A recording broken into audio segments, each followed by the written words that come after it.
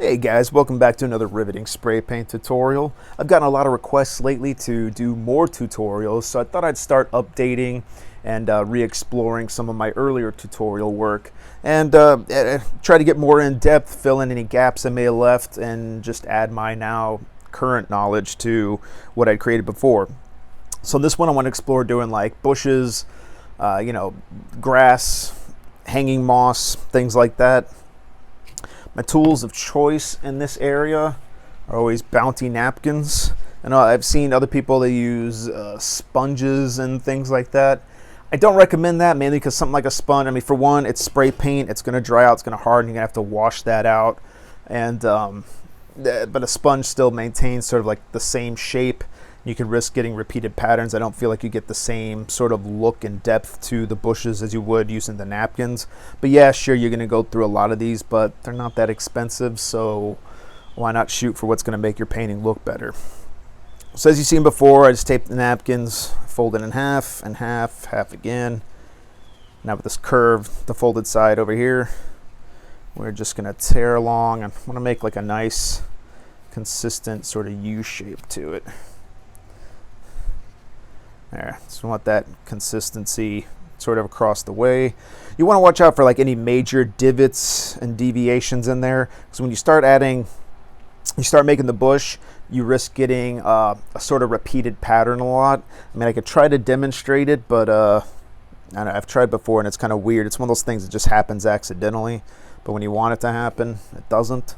But you want to avoid those repeated patterns because it starts to look unnatural in your landscapes, and having this just singular curved edge here allows you to kind of blend it all together. It makes it look a lot more organic and natural in a weird way, even though when you look at nature, trees and bushes, everything's got its own form and shape to it.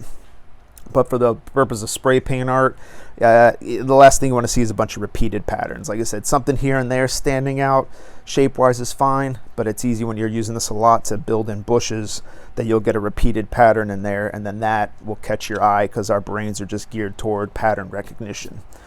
So with that, I'm going to use a little just black and white. I put some white down to get my highlight. Now, if you're only doing the two color process, then this is what you end up with. You want to try to get halfway to maybe 2/3 of like your main color, and then the rest, you kind of catch that white at the top. Then always start up top and build down. Now see, even in here, you kind of get this one particular piece in here, it's probably this one. It's causing that little extra bump to pop off. Now, it looks great here and there, but like if you had too much of it going on, it could start to stand out again as like a repeating pattern. So you can always come in and just kind of trim off a little bit off your brushes and tweak them, or start with a whole new one. But anyway, start with the top and build down. Now, why top to bottom? Because you have your highlight up the top, you get a little mid-tone where the colors mix, and then the main color also creates sort of a shadow layer. But because that shadow layer is on the bottom, your next brush stroke down is going to be that highlight, and it's going to pop much more against that shadowed layer at the bottom than if you went bottom up. You'll be putting the dark over the top of the highlight from the previous brush stroke. Let's see if we can get an example right here. So you see, you start to muddy your colors when you go top to bottom, because now that dark shadow layer is overlapping the highlight, and it's just muddying it up and making it gray. So you're not getting the same sort of depth in there and detail that you do when you go top to bottom. And that's something you have to account for, though, when you're thinking of your painting, is okay, I got to build this up top to bottom. Another neat trick, adding depth. So a lot of times you'll see it'll be bushes, and someone will come in and just add a tree in just to this point. It's like, okay, there's the tree.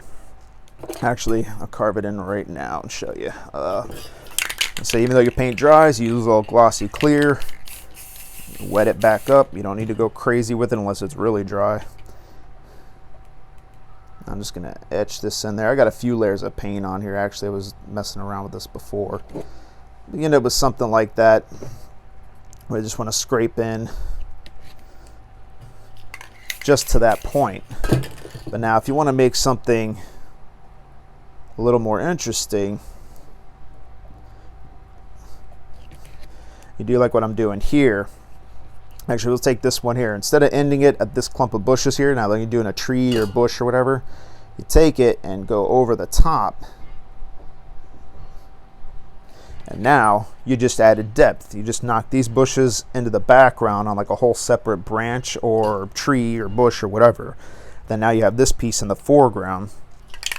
Usually it doesn't hurt to maybe knock them back a little more with just a dusting of paint, and then you come in and put that limb in the foreground.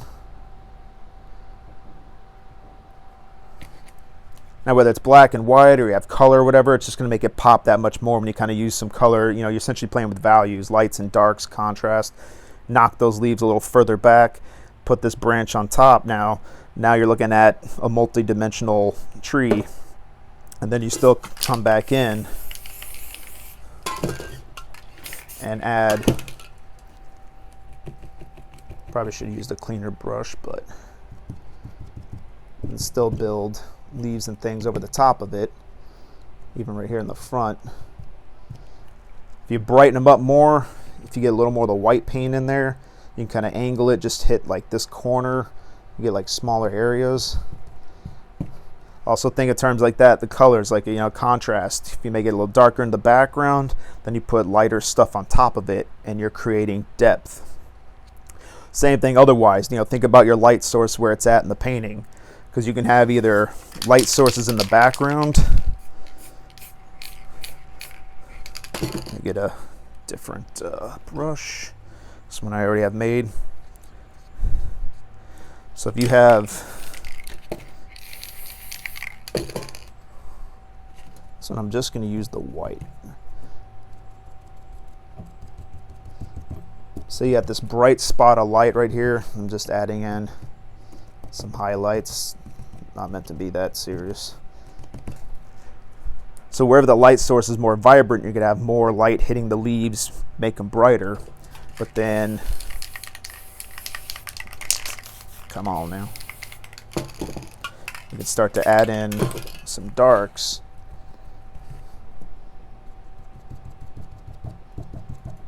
As you build away from that. And then you could go straight black. So in the foreground,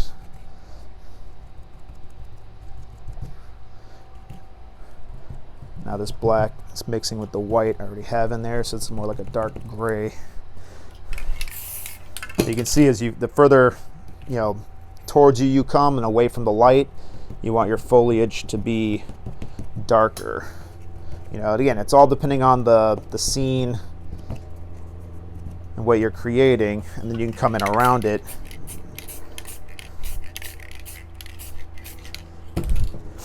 See how it draws you in now. And then same goes for reverse. If you got really darks in the back, you want to get light forward, and you're just looking at ways to create that illusion of depth within your piece. Well, again, I had some paint on here. It's dried already. But something to consider. You know, they used to do it a lot in, I think, older animations. Think back in the day, like Bambi, whatnot. You'd have those scenes where it's, you know, in the woods, everything's all in color, but the foreground is kind of framed in by just like dark, barely detailed vegetation. You might have the silhouette of an individual watching someone in the scene, so it helps kind of draw your eye. So you can have a whole image in colors, and then just up in the foreground really darken it up with some bushes, you know, maybe a tree or something coming up the sides to frame it in. And again, you just kind of create this this frame for the image, but it draws you further into the image instead of having just one flat image. You want to, you know, really create that depth and think of focal points, you know, where you want to draw the viewer's eye. So you can come back over that. All those splatters, I mean, you know, that could be pollen and stuff in the air, bugs flying about, but if you're worried about it, it's really just because I didn't clean off my tips. If you get too much paint built up on here, you'll get the splattery effect. See, now it's all nice and clean. Something to consider when you're using Montanas or other paints is always sure to keep your tips clean, because paint will build up on there. All right, so we've got that. I want to throw a little ground at the bottom here. I want to show you. Now, you don't always have to go big bushes. You can create what I like to think of as ground covers. Throw a little texture down. I find ground cover to be a lot of fun, which essentially you're just getting tiny bushes all built up in there. But you got to think, like out in the forests or even in gardens or whatnot. I mean, I could look at my backyard right now and you usually have some kind of like low level vegetation building up along the surface, spreading about, whether it's grasses or just small plants. Like I said, ground covers, things that creep across the ground. So same principle. I'm going to use, again, put some white down. Still just going to keep it black and white. Now with this though, you're essentially making the bushes, but you want to keep them nice and small. So you're going to hold your fingers closer to the tip to bring this brush a little closer together. And it's going to be a lot more finger pressing down involved, because you're creating just a lot of it's like a lot of tiny little brushes. You see how that starts to build across the ground there? Same principle. I see how you're just squeezing it down, making this smaller, kind of moving it around and just building up that ground cover layer. Very tight, close together. And it doesn't have to be consistently all tight together. You can break it up a little bit, spread it around. I said, it's nature. Everything's out there kind of just doing its own thing. I didn't get really any white on that.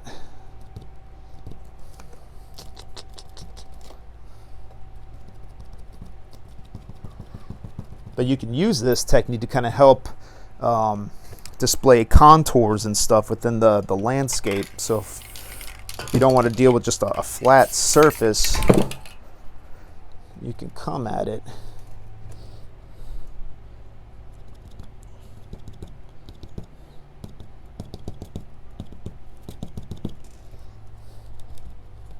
use this to help, like I said,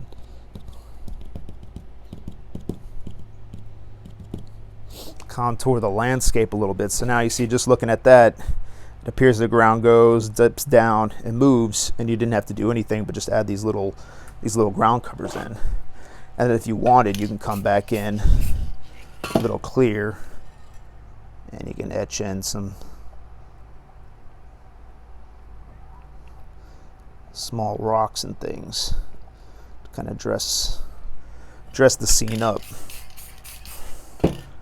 Just spread throughout. Now with that, you're just using the very tip of your palette knife, just making little U shapes. Here's what I found. Shut up.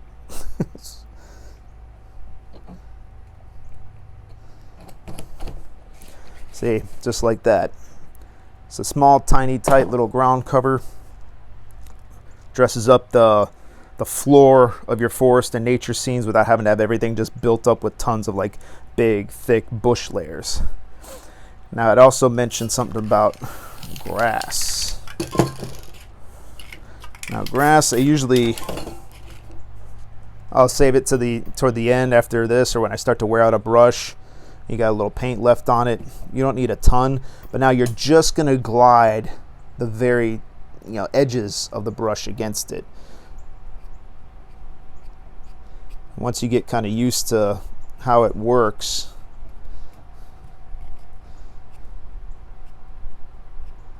and you can alter the angles a little bit, but it's sort of the same principle, just getting the very tip of it. And now I encourage you, do very lightly. See how that works for you.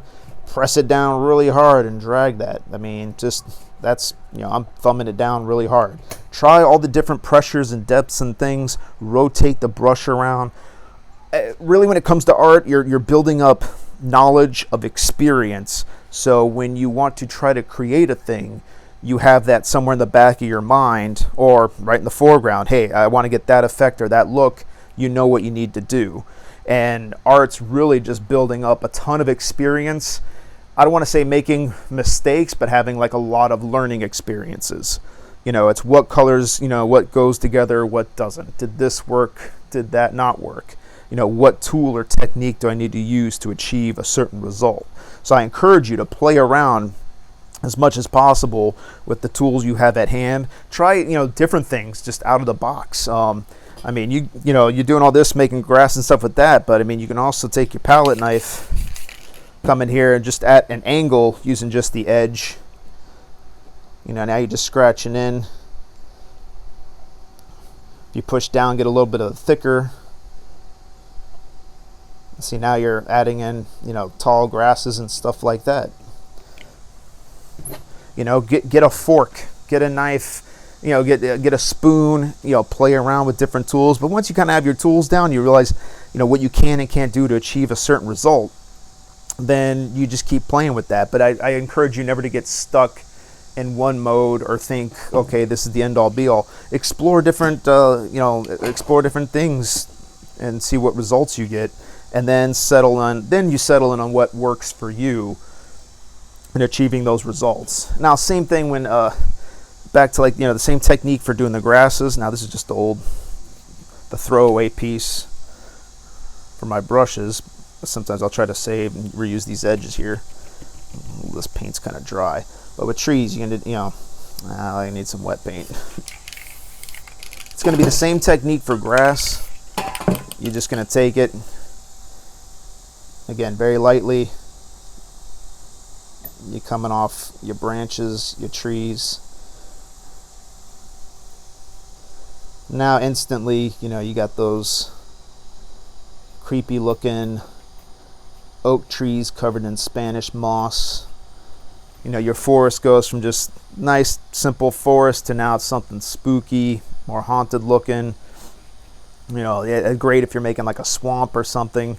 You know, again, apply the technique wherever you see fit, but just adding moss and stuff into trees dangling around is a great way to kind of add a slight creepy factor, alter the mood of a painting. Trying to think if there's anything else. You could still use that to come back in and see this. I'm pressing a little bit harder, but the paint's kind of dried up, so you're getting more of just these little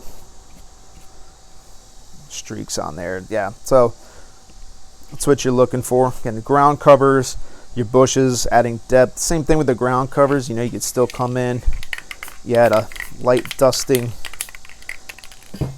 knocks that area back, and then you come in and add like another layer of ground cover right in front of it. Again, whatever you can do, just add depth to painting. You don't want to come at it with it. You don't want everything to be all flat and two-dimensional looking. You know, a lot of paintings, especially when I first started, it was just very tree, you know, sky, tree, a waterfall, water, and that's it. But you can do so much more with this medium than you would think possible. And again, it's okay to do stuff like that where you knock it back and then you just come back in and, you know, dress it back up again. Got the ground cover going on. You can still mix in some grasses and stuff with it. I even like to come in, you know, try something bonkers right here. I just happen to have an eye hook. I can try to come in and just add that. It's the very point. It's the very point of this eye hook here. And you just come back in and etch in little twigs and bare branches and stuff, low-level vegetation that never quite took root, choked out by the larger trees in the environment. But you know, you can add little bits of depth and stuff in there, just the occasional twigs and things, or even up in your trees. You know, not every branch was a winner. Or you want to really go, you know, crazy and, you know, add in smaller and smaller, you know, branching throughout. You can do that. But again, anything can be a tool. Throw that over there. Trying to think anything else. Bushes, grasses, ground cover, etching it in, adding in little rocks, kind of dress up and add little highlights and stuff within a scene. I will say, it's not really a major thing. Where's a little scrap? I could just use this. You can use, like I was talking about here, how like you contour the ground. You can still use your scrap paper and add little curves and give yourself, add in little shadows and contours in there. Yeah, if you make it align with the vegetation, that's just ways of helping to kind of like draw the viewer's eye, you know, in a direction. Jesus, space much? Yeah. So see, add all these little shadows and contours into the ground. It creates more depth. Now it doesn't look like just flat ground moving away. Now it looks like you kind of navigate your way through it or watch your step.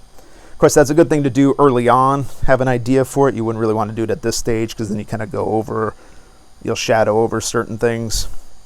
It's better to have an idea early on because then when you come back in, you can sort of, you know, dress up those contours. You can then add a highlight to it. Just kind of helps create. Like I said, anything, practice with all this stuff, see what works for you. You can just adding like a highlight to the ground, little highlight points. And just think of kind of how the ground's flowing, where you want it to go. And again, this is all stuff you could use to draw the viewer's eye into a specific spot or a subject. You know, for something like this, you might have a character, an animal or something silhouetted against this bright background. That's another thing to think about in your scenes is adding bright spots or dark spots. You know, adding these twigs in, because I'm scraping them in, you're going to get the white of the paper coming through. So they pop better against just this dark black background than they do up here in the foreground just going over the light bushes. Same thing for that. If I was to silhouette something, you could put in just a solid black branch or twig coming through. Actually, I'll see if I can demonstrate with a little scrap of something here. Let's see where my scraps is at. Yeah, this will work. Just going to show a little pouring technique. Kind of fold here, pinch at the top, create a little pocket, and we're just going to blast some black down in there. And then you're going to come in and let it drip through.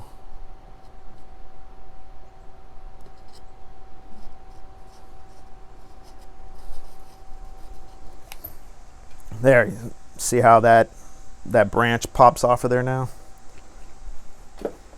So use elements like that in your scene to, again, it's all about, you know, creating a scene, but you kind of want to have a subject or a story or something you're trying to tell. And consider if you're working with silhouettes, then you want them popping against a bright background. You know, vice versa. You know, now it's you got a dark spot, you put something light in front of it. You know, you got to think about how to play with the values, the contrast, and everything to catch the eye. Because even though you can get away with a lot with this medium, there's still certain limitations. That's why a lot of my technique these days involves coming back in over the top of this, and I hand paint in a lot of details with acrylic paint. That's just, you know, my style, my approach, what I like to do these days. But yeah, stuff to think about. So I'm gonna wrap this up. I think I've kind of covered everything I wanted to cover. I hope you found this helpful and useful. Again, any questions and stuff, please drop them down below. I'm pretty good at responding to people. You could always reach me over at my Instagram at #SchultzArt_. I should have a link in the description. Yeah, like, share, subscribe. Try to get this around. I'm trying to help people out.